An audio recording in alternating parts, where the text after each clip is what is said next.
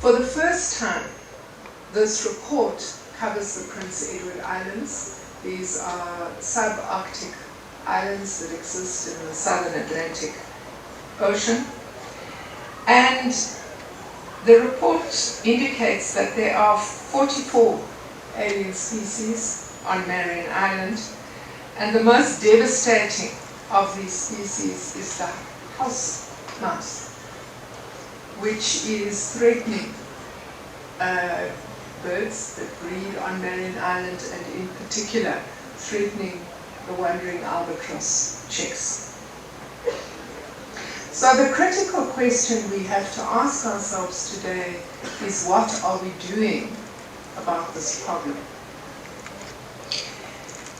So it's important to stress at the outset that our country is recognized as a global leader in invasion science, and South Africa is one of the few countries that has an institute that is dedicated to researching and monitoring and reporting on issues relating to the conservation and sustainable use of our biodiversity, and that is Sandy that is hosting us today. That is this very unique institute.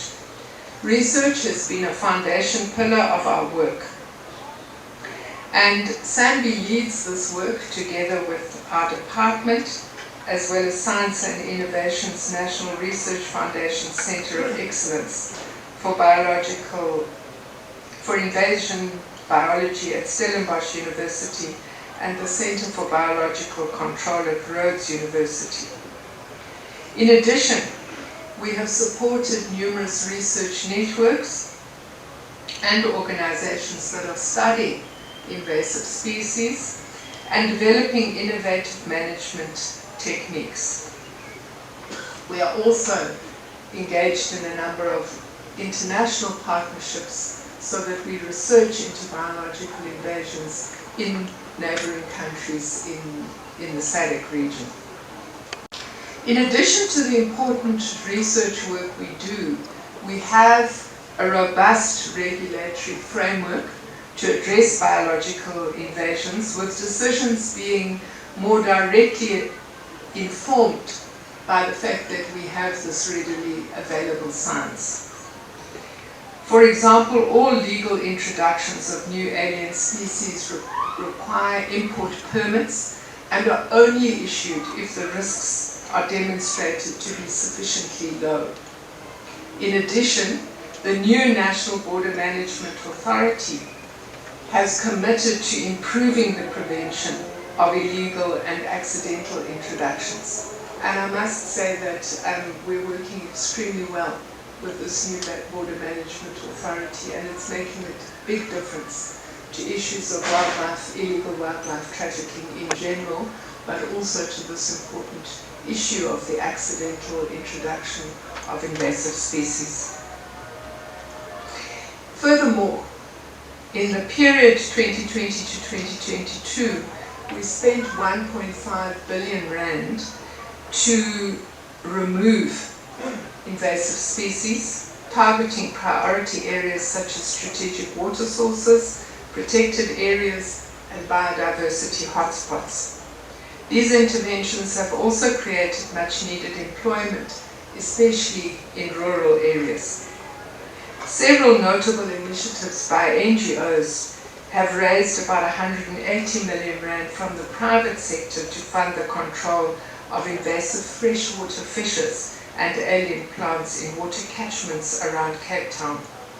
And I think this is an important model which we need replicated in other areas.